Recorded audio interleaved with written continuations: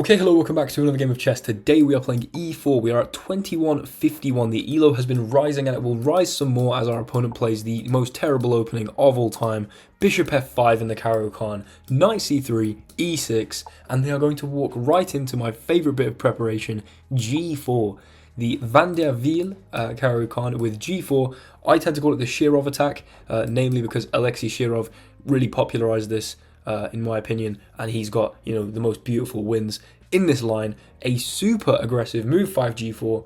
If you're a long-term fan of the channel, you will have seen this a few times. However, today I'm playing good chess. 2151. We are looking good as we go for h4 on move 7.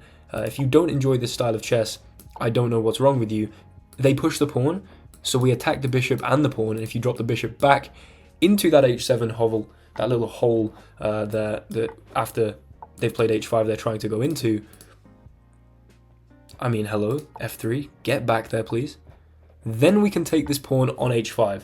Now, they brought their dark squared bishop out and traded it off for the knight, which has completely destroyed my pawn structure here, but as they sort of demonstrate, it means there is no dark square bishop defending g7, meaning our knight is actually a very, very powerful piece, as well as the fact that bishop a3, ooh, this could be looking good.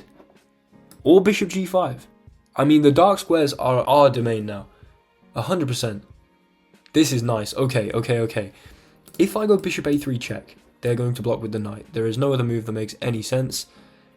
Yes, c5 we just take, so they will block with the knight there. I'm not entirely sure if we've achieved a whole lot by doing that, although we do make it much harder for them to play c5, which is a fairly necessary pawn break that they're going to try to make by playing knight here and c5. I think what we want to try and do is somehow mobilize the queen in attacking this weak king. In some universe, I visualize me playing bishop d3 and after takes, castling kingside to play f4, f5, break this open and go for the king with my rook. Like, actually, I mean, if you look at what we've done here, I've been very rash. I've pushed literally all my pawns and now have basically nowhere to castle. But I love rook b1. I love bishop a3 check. Bishop a3. The thing is that they don't want to go to f6 with the knight anyway. And so bishop a3, I'm not sure how much of a useful resource it is because they just play a move that they want to play anyway. Right, you know what? We're actually going for this. Bishop d3. We line up against their bishop that they spent about, 1, 2, 3, 4 moves invested in by the 11th move. Have I counted that right? I believe so. 1, 2, 3, 4 moves invested in this bishop for it to just be traded off the board. Now, the question is, do I take with the queen or the pawn? The pawn looks interesting, but I think the queen makes more sense. Leaving this structure, I mean, yeah, we've got a doubled pawn, but I see they want to go c5. They want to go c5. And I want to go for their king. You know what? I'm not sure if I want to go here or here. What I am sure of... Oh no, I'm not sure of what I'm about to say. If I castle kingside, I hang my h-pawn. And that is a terrible idea. So I think first I'll play bishop g5, attack the queen, prompt it to move out this way. Oh, what? No way this is possible. I didn't even give a moment's thought to this move because I thought it just made no sense. Right, I guarantee we are completely winning and there is some genius sacrifice, like probably you can just sack. Because if they take your bishop, then you win the queen. And if knight g7 and they take here, we take with pawn. Or maybe I just go queen g6. Oh, we're threatening checkmate. Queen g6, they take here, check here. Oh, maybe it isn't checkmate. Ah, maybe it isn't checkmate at all. Okay, this is the kind of chess I want to be playing. Let's just calculate this for a second. Queen g6, fg5, check, king here. I can just take the rook. Then this is going to be hanging. Yeah, honestly, queen g6 seems incredibly strong. If you go here, you walk into mate. And that is the only move to get the queen onto the light squares. which is where it needs to be. I mean, we traded off that light square bishop. f6. If I take... Oh, we're playing queen g6, guys. Look at this. How are you defending this square? Just actually, how are you defending this square? You go here? That seems like the only playable move. Because rook h7 just hangs a rook. Queen e7. Then maybe I take? Now that I've brought my queen in? Oh. No, I really want to castle kingside. Do you know how funny that would be to castle kingside here? And they take this and I just play f4. Imagine if it was possible. You know what? It might be possible. Takes here. I can take with a knight. Knight takes.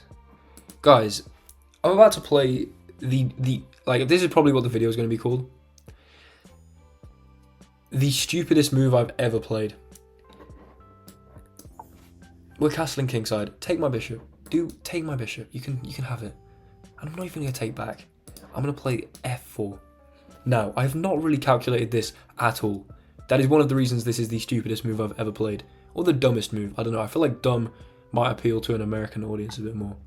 However, they take. There's no way. Yes, there is. f4. We bring the rook to the open f file. Or to the soon to be open f file is what I meant to say, sorry. Now, if you play queen here, trying to trade off the queens, then I take and we pin the queen to the king. If you take here, then f5, you play queen here, I take and pin the queen to the king. My contention is that the queen on g6 slices such a powerful diagonal across this king that all we need is a check and things are going to be looking extremely bad. You're going to have to start blocking, losing knights, getting torn open like this, knight sacks. I'm seeing it all. If you take, I'm playing f5. If you don't take, I'm taking here. If you bring a knight to here, I can take that knight. Like, this feels like if somehow the engine says this is even playable, if this is anything better than a blunder, I'm happy. If it's a mistake, I'm happy. If it's an inaccuracy, I'm extremely happy. And if this is actually a good move, if this was I mean, I can't even begin to conceive that if castling was the best move here. There's no way. It couldn't possibly be the best move. Because that would actually be the greatest move I've ever played if castling here was the best move. What the... They take. f5. We're marching through with the pawns. We are a full knight down, by the way. A full knight down. But this is a huge, huge problem. The queen is tied to here. The queen cannot come to f7. Basically, if the queen could come to either of these squares... Whoa. Don't we just take? With check? Surely. We take with check. This has to be the right idea. They block with the knight. What is going on? I can't even think about this position. So, if I take and they take my queen, I can take here. Maybe that somehow dissolves into a position that isn't so bad for me. Although probably it's terrible. Oh my days. I get a knight, you get a queen. I get a queen, you get a pawn.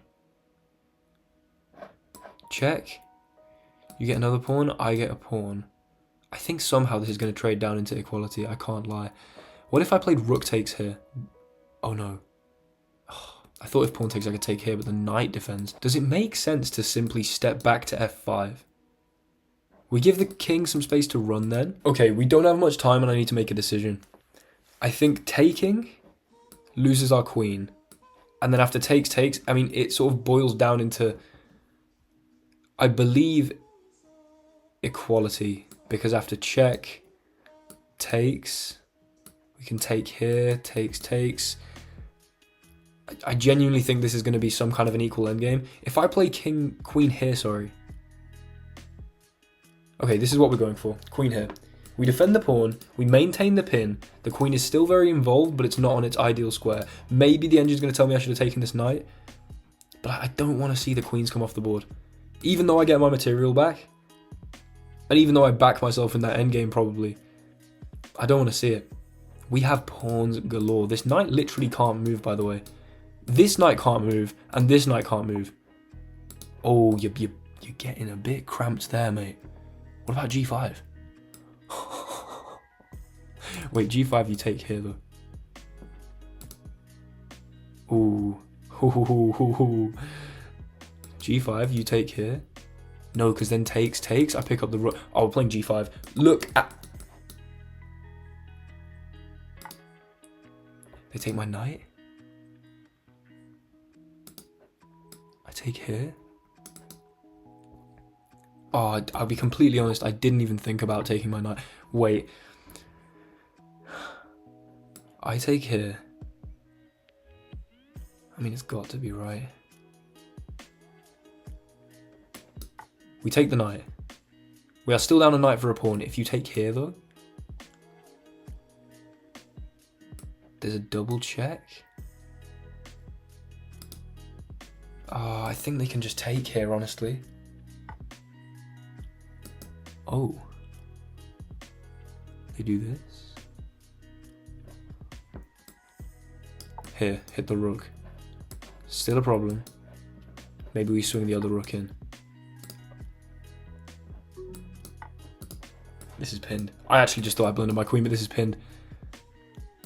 So now they take. Oh, I think I should have just taken the... This is a mess. Now they want a queen trade.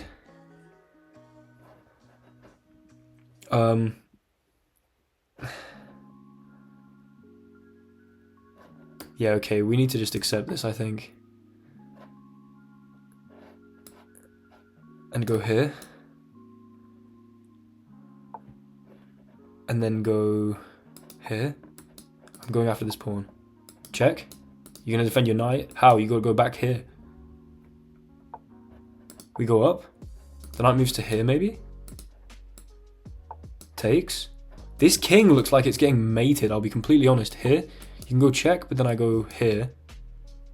This king, if the king doesn't run now, it's trapped against here. Here.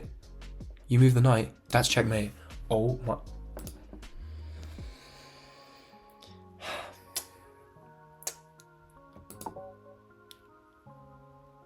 It's just, I mean, I have no words for that game. What a mess. Let's look at the analysis. Okay, so me saying what a mess was not exactly an exaggeration, although somehow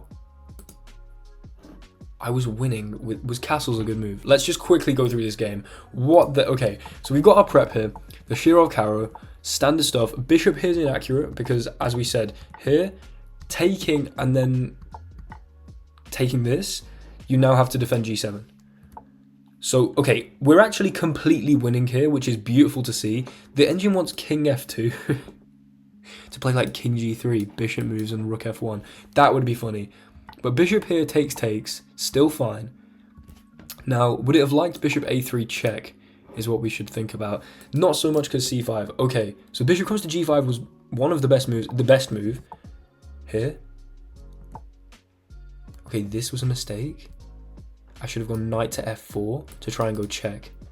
Knight f4, you take this. Oh no, sorry, check. Turn down this fork and take this fork instead, winning the queen. Okay, so knight f4 with threaten to win the queen. I mean, I had the idea to go like this to try and win the queen, and if you take, what's my move? Takes. Somehow this is still okay, like it's drawing. Here, queen e7. Okay, it was a mistake, but we're still winning. I don't really care. This game was so fun. The problem is you can play queen f7 here. And after takes. I have to move my bishop. And then I'm just up a pawn and it's not so obvious. Okay, I guess this makes sense. I was kind of hoping that they would take this. Wait a second. So my justification of castles if they take. I was right to play f4. Then f5. Take here with check. Here.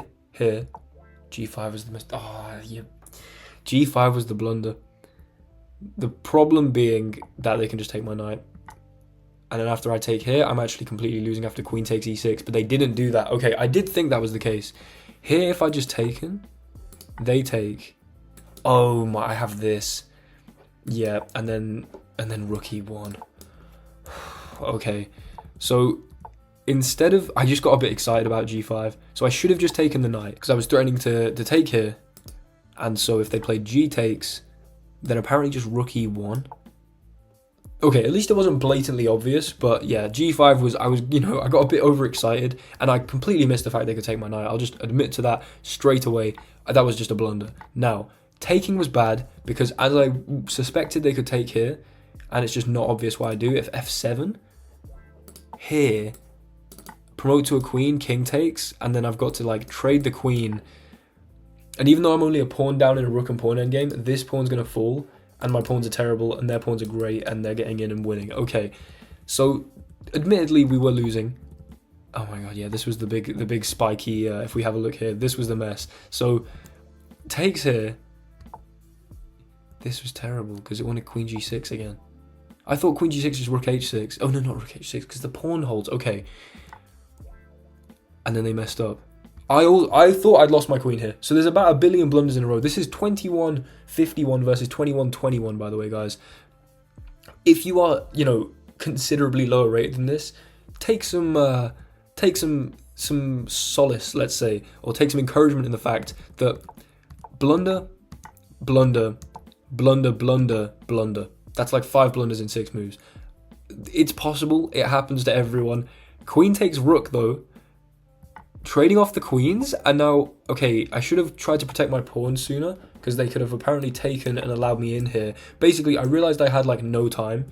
How much time did I have? Yeah, I had, like, 40 seconds here to their 5.5 minutes. So I thought, if I can just get in and trade all the pawns off, maybe I get closer to a draw. King here. Check. They have to go back to protect their knight, which just never got to move, which is insane. Or did it move? I don't think it did move, right? I mean, anyway, it's on the back. King up. They develop the knight. Takes. Check. Here. And I was saying, if you don't now take the opportunity, I mean, you can't take the opportunity here to get your king off the back rank, because I take this with check. So after this knight check, I mean, in fact, after this king move here, check here. And it's like, how do you ever escape with your king? And I'm always just going to be threatening some kind of checkmate if I can lift this rook up and over, which our opponent, unfortunately, they just helped us to do it. And instead of giving up the knight, they decided to just blunder the mate in one. Disgraceful stuff. Obviously, that ending was a bit of a sort of time scrambly mess, but still hopefully very entertaining. But thanks very much for watching. Hopefully you guys enjoyed. Like, comment, subscribe, and if you really enjoy my content, consider becoming a channel member. £2 a month. Would appreciate it. Thanks very much. See you in the next one. Goodbye.